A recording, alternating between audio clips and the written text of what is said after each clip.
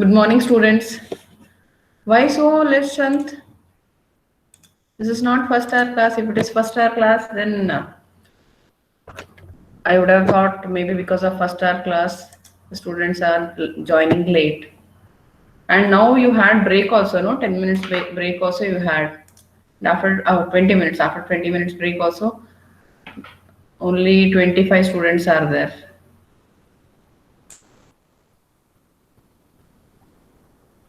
Tell them to join immediately, no?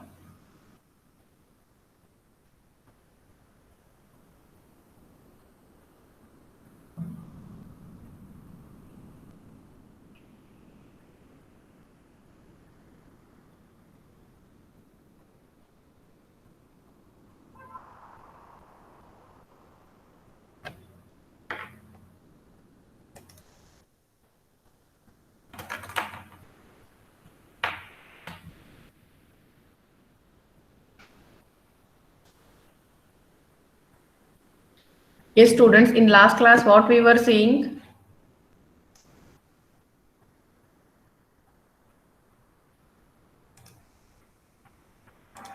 Students, do you have any doubt in previous topics? In last class, we have seen, in previous classes, we have seen the components of .NET Framework, and we have also seen some of the new exploring features, which are introduced in this .NET Framework 4.0. The same features are already there in the previous version also, but there is in this version they have introduced some enhancement. They have develop some enhancement or a new feature or new functionality to some of the components. Yes, students. See, one thing you understand, or one thing you this .NET framework is very easy, very user friendly, and it has a built-in server. Using this .NET framework, you can develop a different applications. You can develop a Windows application, and you can also develop a web application. You can also develop a web application. Yes, students, in last class, we were seeing the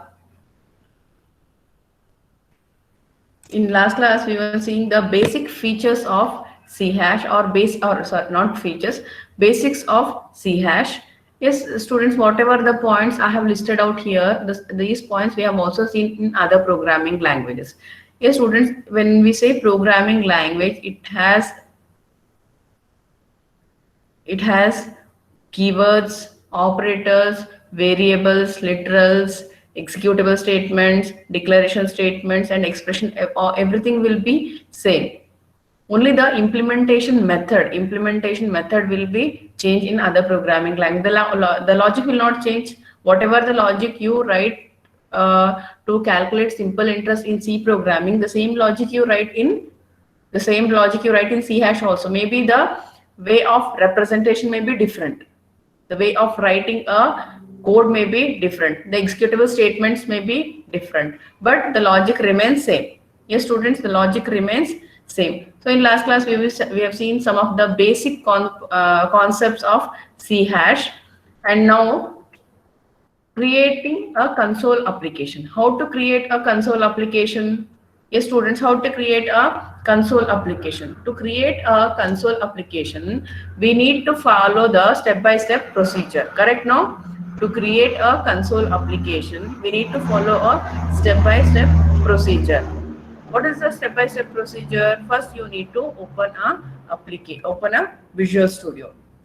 First, you need to open the Visual Studio. In Visual Studio, first, when you open a Visual Studio, there you will get a file option. In file option, if you click on new, students, as I told before also, using this .NET framework, you can create a web application and Windows application. When you open your Visual Studio first time, after installation, when you open your Visual Studio first time, the by default a program is selected Windows Form application. Why? Because using that. Why? Because the first using this .NET framework, we don't much use to execute a console applications. This mainly we are using to execute a projects. Windows, it may be window project or it may be a web projects. To execute a console application, we have other programming languages. In C++, in C++ also you can execute, in Java also you can execute. C++, Java, C hash, all these are object-oriented programming languages only. All the three programming languages are object oriented programming languages only, but this C hash mainly we are using to develop a application. It may be a window application or it may be a web application. So when you're after installation, when you're executing a program first time, when you're executing or when you're developing a program first time, then by default the window form application will be selected. So to execute a console application, you have to change. In last class I shown you in the demo. If you forgot, you can check the video in our department YouTube channel. You have to select to the console application. You have to select to the console application. You have to select console application. Once you select console application, there down a file name will come. If you are not giving any file name, whatever the console application 1, console application 2, or Windows console application 1, 2, 3, whatever will be there, so by default it will take. If you want to change whatever, suppose ex1 or example1, if you change, then that name will be taken as a file name.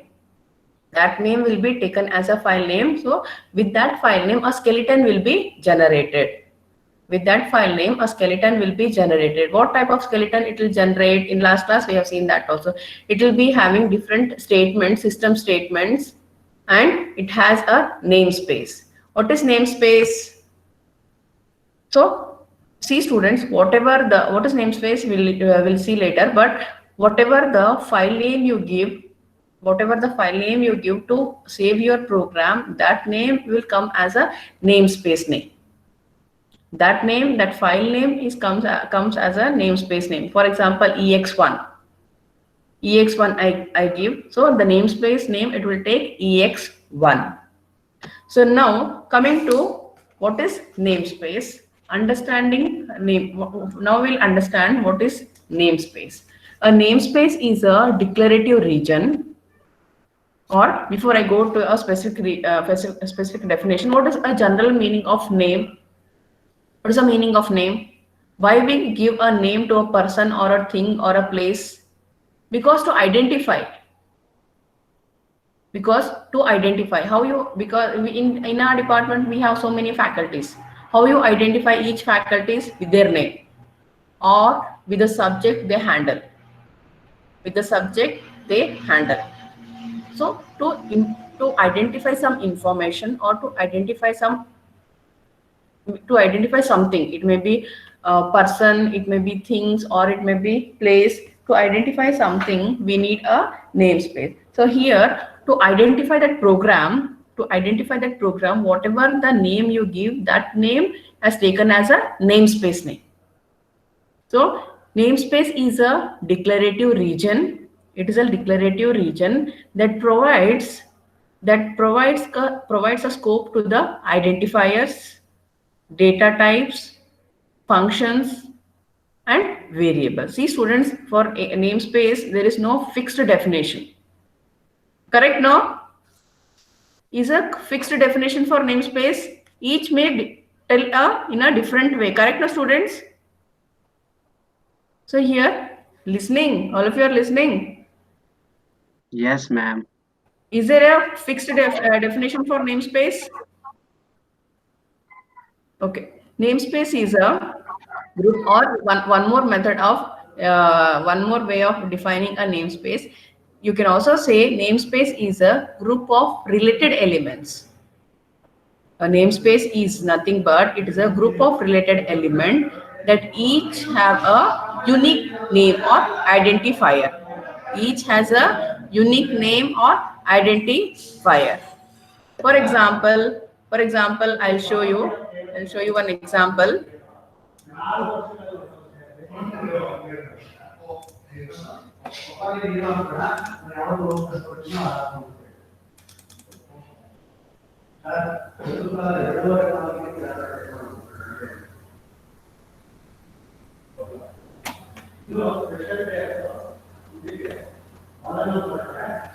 Yes.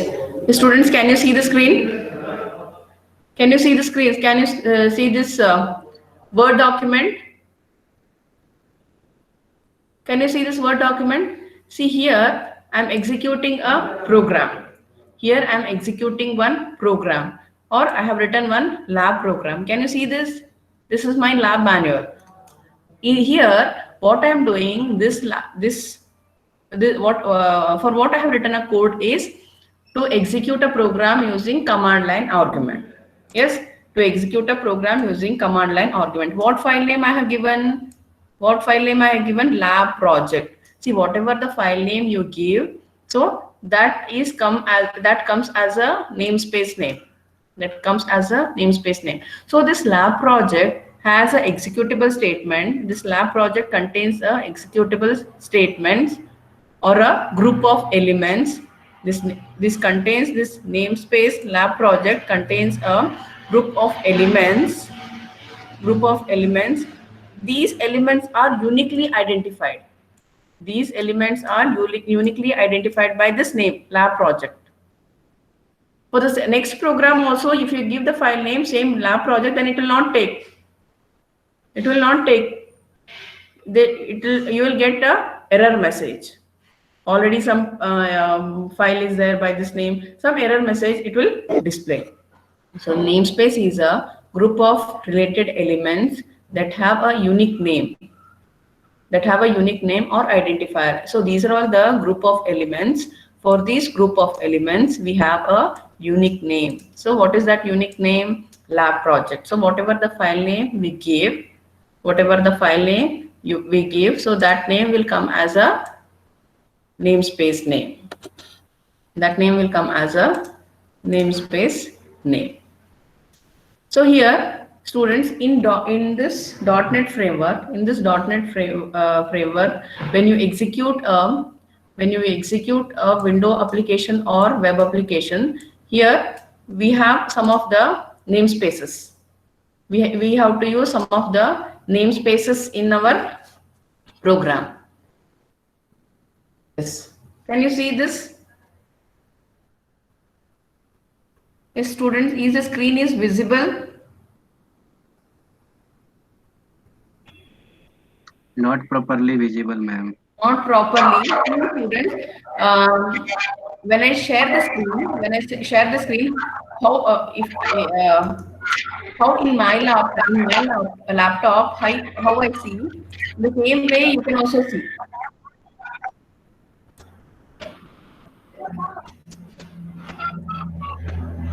Is it clear?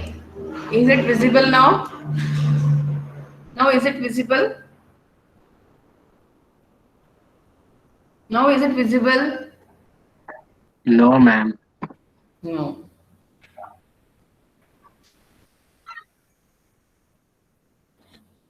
It is not visible. What about others? What about? It's visible, ma'am. If we zoom our screen, it will be visible, ma'am. See, students, if you are using in your mobile phone, it may not be visible clearly. But if you use in your laptop, if you attend my class in laptop, then clearly you can it will be visible. Why? Because this is. Ma'am, I'm using in phone only. It's visible, ma'am. If we zoom our screen. Visible, no? Yes, please, student, you zoom your screen, no? You zoom your screen, please. Yeah, I'm Please zoom the screen. Yes, students, here we have some of the namespaces and we have a description of our namespace. See, in all the programming language, in all the C# program, we use a namespace system. This is a very important. Without this system namespace, you cannot execute any program. So what is the use of this system namespace? It includes essential classes. It includes essential classes and base class. Essential classes and base class that define commonly used data type. that define commonly used data type, event handler, interfaces, attributes, and exceptions. So to execute these types of program, we need this use a system namespace. To execute these types of program, we need this namespace in our program. The data type, event handler, attributes, exceptions, and event handler. But here we do, suppose you want to store a group of values like arrays. If you want to store a group of values, then how to execute, how to do, what to do? Then you have to use this, you have to use the next namespace, that is system.collection. System.collection namespace you should include in your program, otherwise you will not get a output.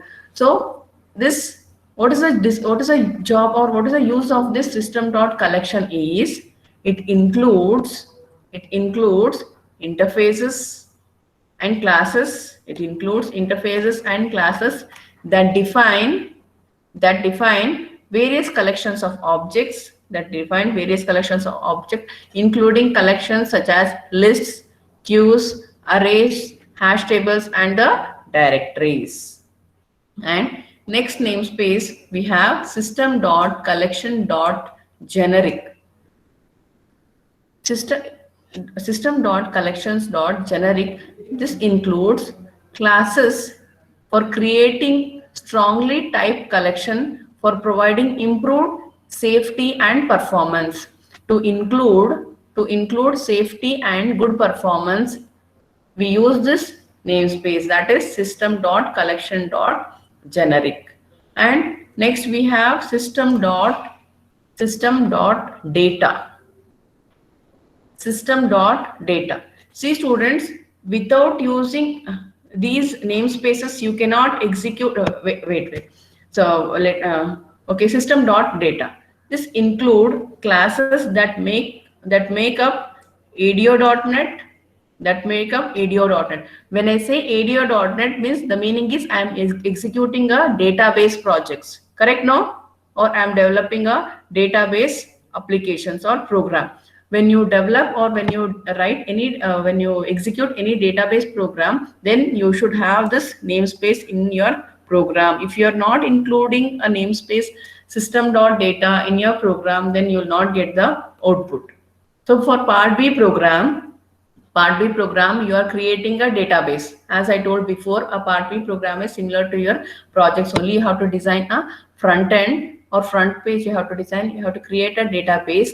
You have to make a connection. You have to make a connectivity between front end and back end. Then you'll get the output. You have to execute the program. You'll get the output.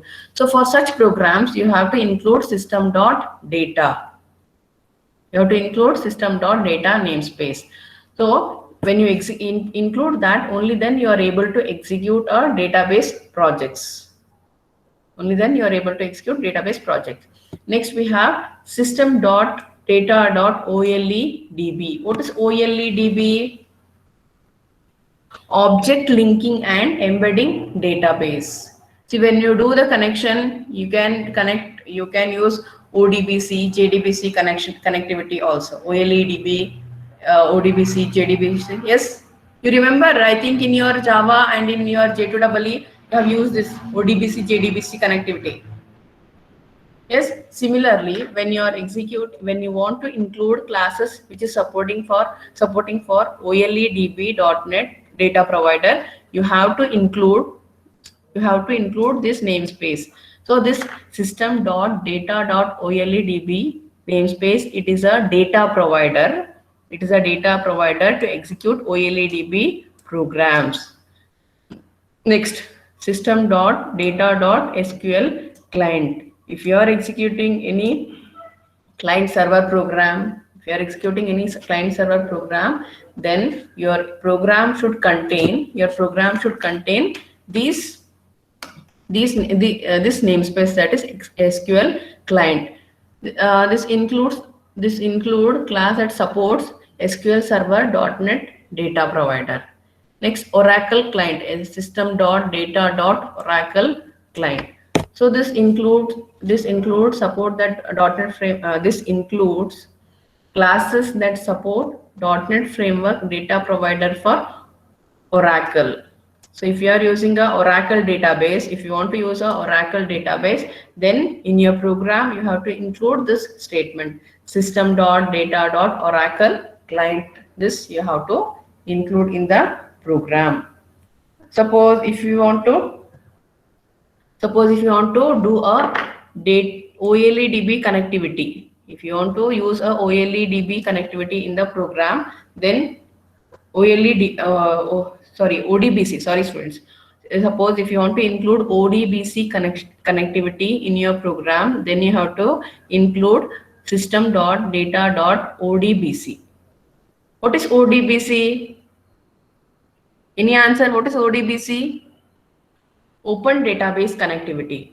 So open database, to do the open database connectivity, we use system.data.odbc. So it includes classes that supports .NET Framework data provider for ODBC. Next, system.data.linq. This linq is also one of the component of .NET Framework. This linq is also one of the .NET it is one of the component of .NET Framework. linq stands for language integrated query. linq stands for language integrated query. This linq is used to write a database queries. This linq is used to write a database queries. When we say database query, means we want to access the information from the database. Only then we write the queries, no students. When you want to access some data from the database, then we write a query. So this linq or this language integrated query, it is used to write some queries to access the information from the database. So system.data.linq, it includes classes that helps accessing relational data as a object. Next, linq mapping. This linq mapping, this we are not using much.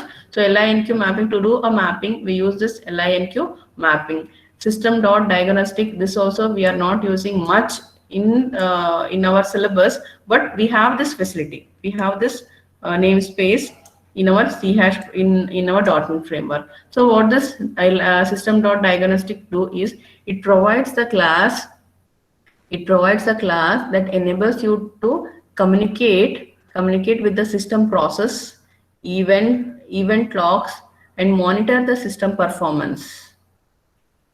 So it helps us to it provides information, or it helps us to enable the communication, or it helps us to communicate with the system process, event logs, and to monitor the performance of the system. This system.diagnostics is used. Next, system.drawing. Why the drawing means, if you want to draw any charts, or if you want to display any images or any graphical representation you want to do, then we use the system.drawing namespace. It provides access to GDI graphics package that gives you access to drawing methods. If you want to include any drawing methods in your program, then you can use this system.drawing. And here system.2D. If you want to display a 2D image also you have, and system.drawing.imaging. If you want to display any images, advanced images, then we have this system.drawing.images. Or if you want to use system.drawing.printing. So if you want to print the images, so we have this option, that is system.drawing.printing. And system.drawing.text. This contains a set of class. It contains a set of class that enables you to perform the advanced GDI typographic operations. If you want to do any typographic operations, then you can use this system.drawing.text. Students, all this we don't use much we don't use much system dot globalization. What out of this, whichever we use most commonly, I'll tell you next. Whichever we use most commonly, I'll tell you next. But here I'm discussing which are the namespaces is available in .NET Framework 4.0 that we are discussing here. Next, system dot globalization. It includes that specifies the culture related information. Culture related information means, yes, students, whatever the project you develop, whatever the project you develop, we cannot assure that that project is used only in India. That project may be used in US also. That project may be used in UK also. That project may be used in Australia also. Correct? No. So whatever the date and time, or whatever the functionality, calendar, date and time, currency, numbering, ordering, sorting, whatever you are using, your program should run for that input also. Correct? No. In India, to calculate something, we represent in the form of a rupees. Amount we represent in the form of a rupees. In other countries, pounds. In other country, they use pound also. They use no. So this your project should fulfill all the requirements. So that's why we have this namespace, that is system dot globalization. And yes, students, visible now. If it is not visible, you please zoom your screen. If you zoom your mobile screen, definitely you can see the whatever the points I am explaining.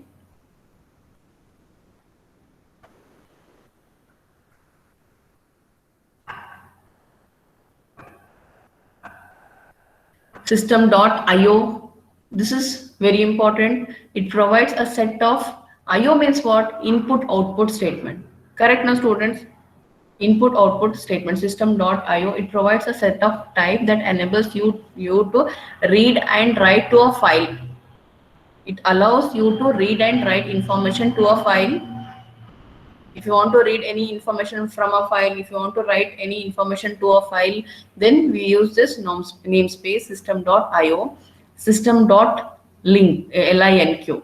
System.linq, which this includes classes and interface that helps in classes and interface that helps in supporting a queries that use in LINQ. So classes and interface which are used to write a query, which supports to write a query that will if you want to write a query which is related to LINQ, then you have to use this namespace system.linq.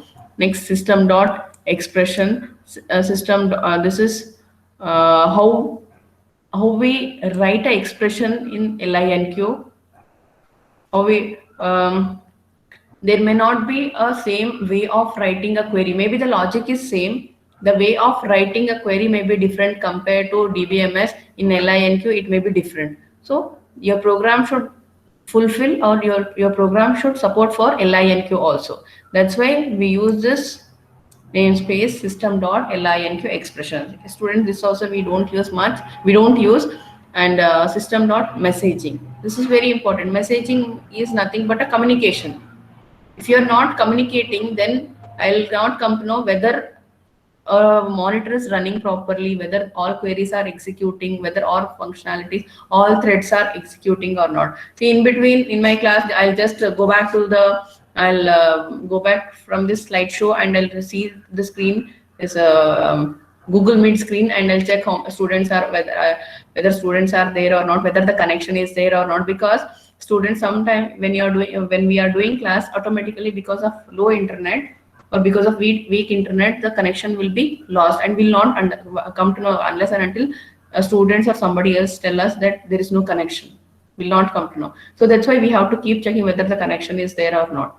So this is also one type of communication only. Now we are checking whether everything is going fine or not. So similarly here, for the communication purpose, we need this system.messaging namespace.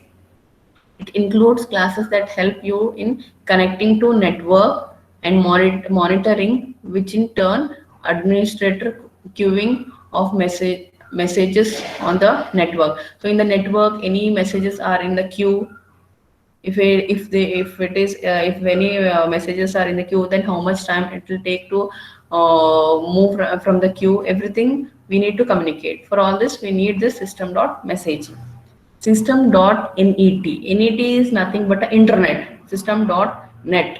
So it provides it provides an interface to the several protocol that is used on internet. If you want to if you are developing any project which is related to the internet or which is related to the protocol, then you have to use this system.net. And if if you are executing any socket program or API program, then you have to include the system.net.socket.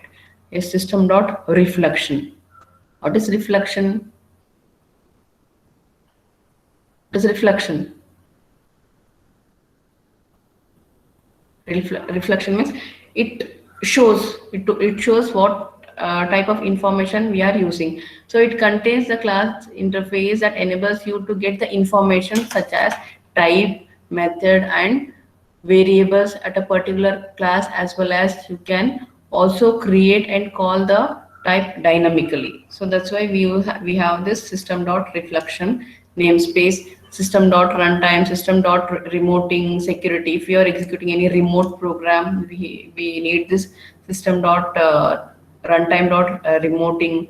And if you are executing any security related program, then we have to use system.security. See students, if you are executing a threading program, or if you are using any web program, or if you are using any timer program, web program, so for that you have to use this namespace. Without these namespace, you cannot get the output.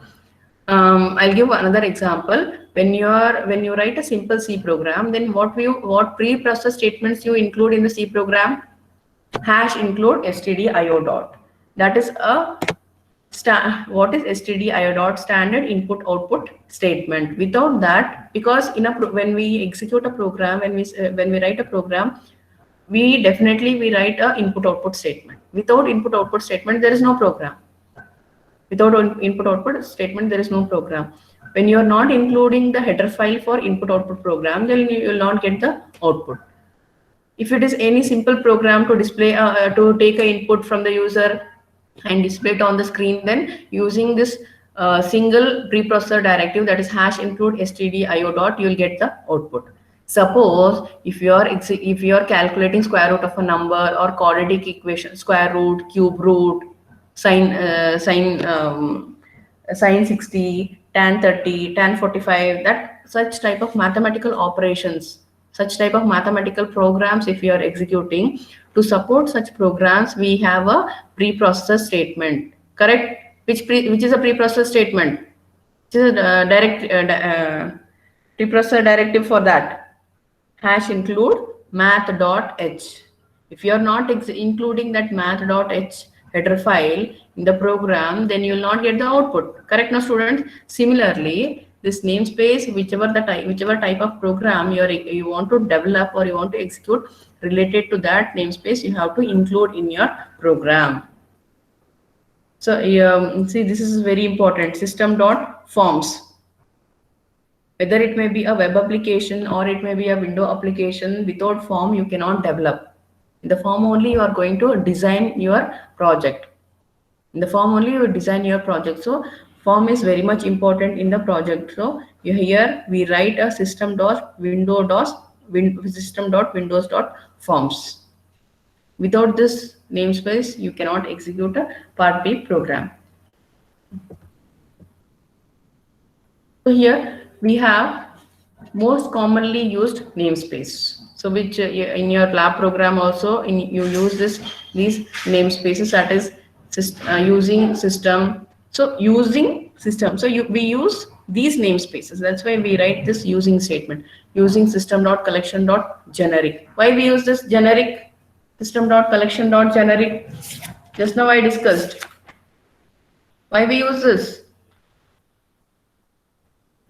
Because to improve the safety and performance, we use this namespace. System.collection.generic. System.data, system.drawing, system.linq, system.text, text, system.windows.forms, system.data.sql client. So these are the most commonly used namespace. So for our information, we have learned this. These are all the namespaces available in .NET Framework. These are all the namespace available in .NET Framework. But the most commonly used namespaces are system.collection, system.collection.generic, system.data, system.drawing, system.linq, system.text, system.windowsform, and system.data SQL client. So these are all the namespaces which are used commonly. So now coming to this data type.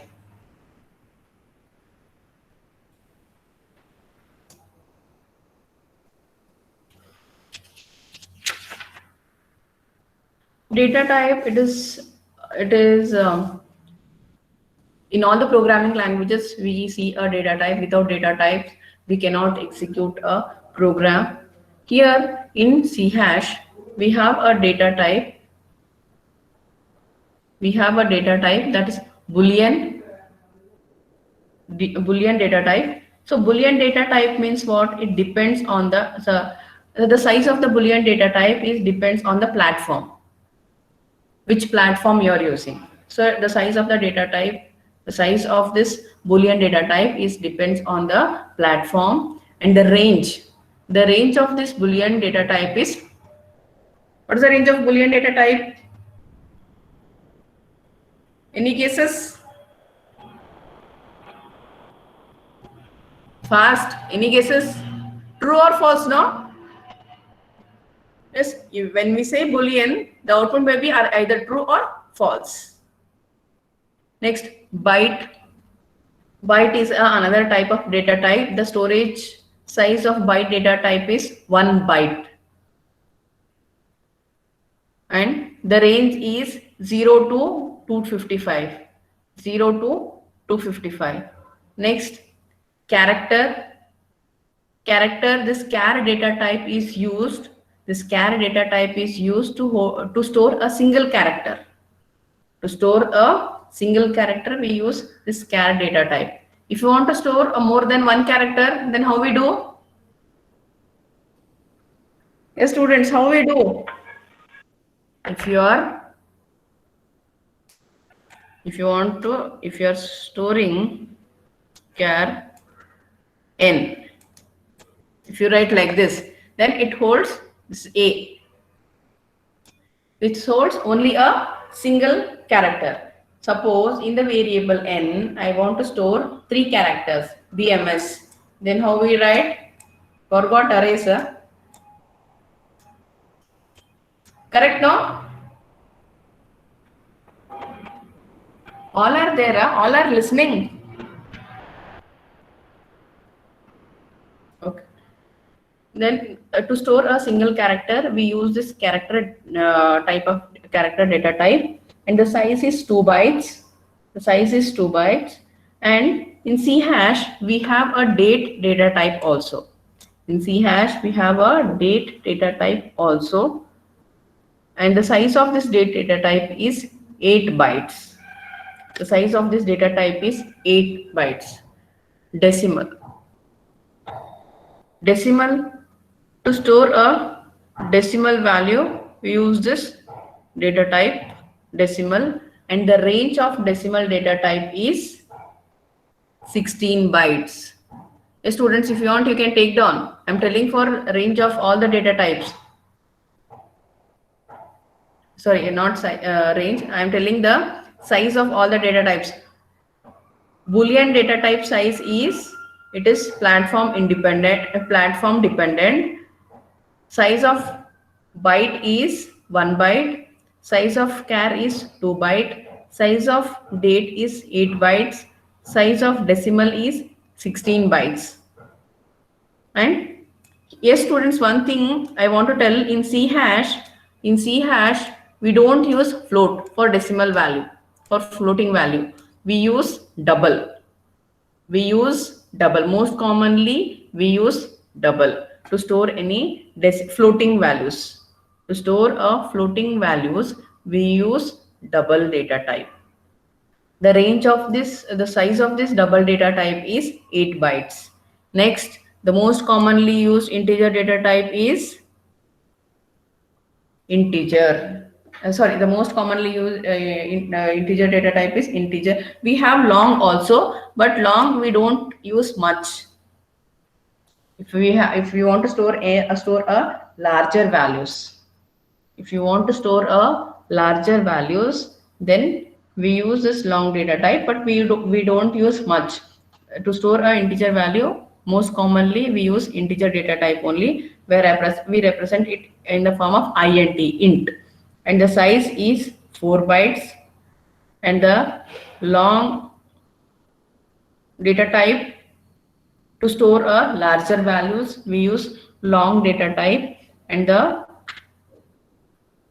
size is 8 bytes. And object data type also we have in C hash, and the object data type, the size of this object data type is 4 bytes on 32-bit platform. Students, listen carefully, and if you want you can take down. The size of object is 4 bytes on 32-bit platform, and the size and 8 bytes on 64-bit platform. The size of object is 4 bytes on 32-bit platform, and it is 8 byte on 64-bit platform. So these are all the data types we use in .NET C hash programming: Boolean, byte, char, date, decimal, double, integer, long, and object. These are data types of C hash programming. And next we have declaring variables and constants. Yes, students, when we see any syntax, one thing you remember, whatever the value or whatever the variables we are writing in flower bracket, that means it is a mandatory. Whatever we are writing in a square bracket, it is optional. It is mandatory.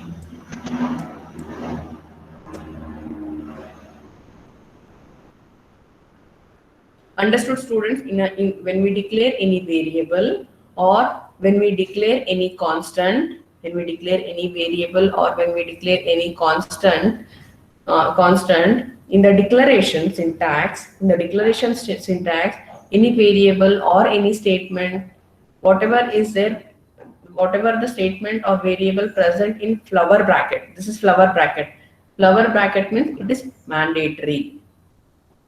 If anything is in square bracket, then it is optional. Understood? Yes, students, understood? Respond. Yes, ma'am. Yes, ma'am. All are there? Okay. Yeah, ma'am. Yes, students, I'll stop here. Declaration of variables and constants I'll do in the next class. Yes, students, declaration of constants and variables I'll do in the next class. Students, no, understood? No doubt?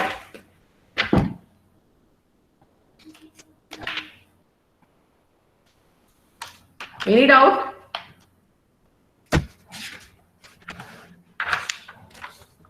Just answer your attendance.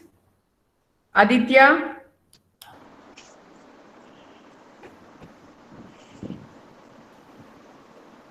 See, students, if you're not responding immediately, then I'll understand that you're not attentive in the class. You are just switched on your phone or your laptop and you are doing some other work.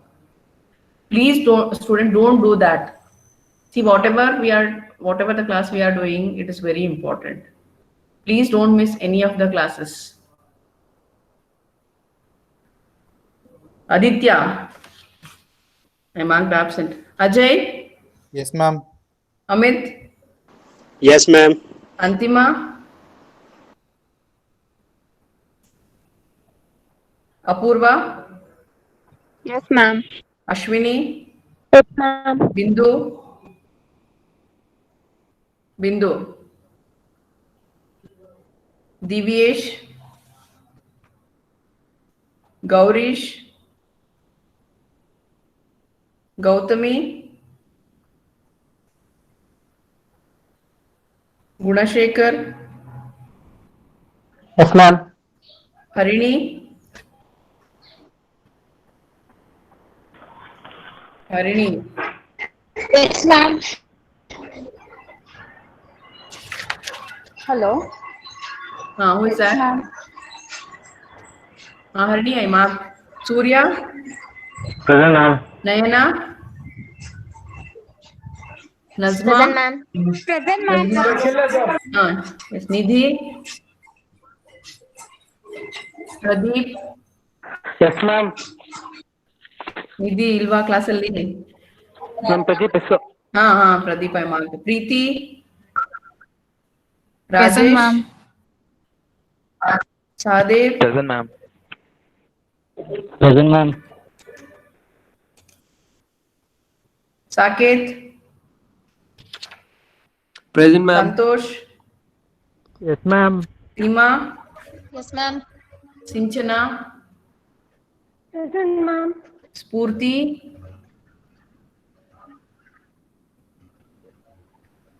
Spurti, Ilva. Yes, ma'am. Okay. Present, ma'am. Okay. Suru Shashank, Present, ma'am. Varsha, Yes, ma'am. Yashaswini, Amruta, Present, ma'am. Yes, ma'am. Anusha, Yes, ma'am. Apurva, Siddharth, Yes, ma'am. Sai Siddharth, Yes, ma'am. Chetana, Present, ma'am. Kavya, Present, ma'am. Madhushri, Present, ma'am. Manish,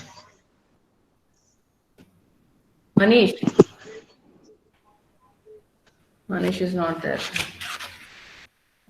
Ma'am, present, ma'am. Parish. Irappa ಇನ್ನು ನಾನು ಕರ್ದೇ ಇಲ್ಲ ಎಷ್ಟು attentive ಆಗಿದ್ಯಾ ಅಂತ ಗೊತ್ತಾಗತ್ತೆ Sarfaraz Present, ma'am. Murugesh Present, ma'am. Present, ma'am. ಹ Manish, I marked. Manish, now you are coming. I marked absent. No, Mudammil ma'am. I was there, ma'am. You can check. Mudammil, Present, ma'am. Paresh ಇವಾಗ ಹೇಳು Present, ma'am. Present, ma'am. ನಿದ್ದೆ ಮಾಡ್ತಾ ಇದ್ದೆ ಅನ್ಸುತ್ತೆ ಇಲ್ಲ, ma'am. ಪೂಜಾ Present, ma'am. Prashant Present, ma'am. ಪ್ರತಿಭಾ Present, ma'am. Prateek ಸಾಧನಾ Shashank Present, ma'am. ಶ್ರದ್ಧಾ Present, ma'am. Sridhar Present, ma'am. Tanuj Present, ma'am. Tejaswini Present, ma'am. ಉಮೇರಾನಿ Present, ma'am. Ashish Present, ma'am. ನಿಮ್ಮ ಹೆಸರು ಆಶೀಶ್ ಅಷ್ಟೇ ಅಲ್ವೇನಪ್ಪ Ashish Yes, ma'am. Vidyarani Vishal Present, ma'am. Present, ma'am.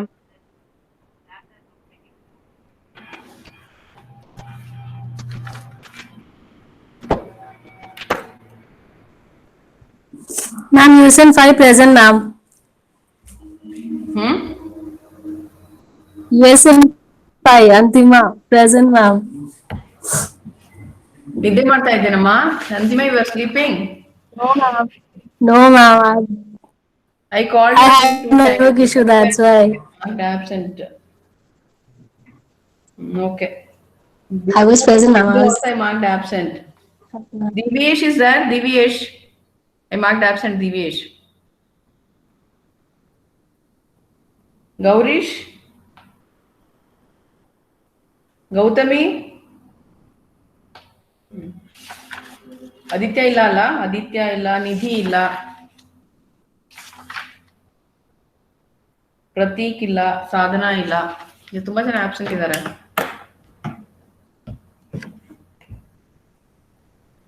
Students I'll end the class now. See you in the next class. Thank you all. Aditya was present, ma'am. He lost his network. Then he didn't respond for the attendance. Maybe he just connected No, ma'am, and he he- left. No, ma'am. He has any internet issue, you ask him, no? Yes, ma'am. He told me that he lost his network at the end. He's not able to connect again. Okay, students, see you in the next class.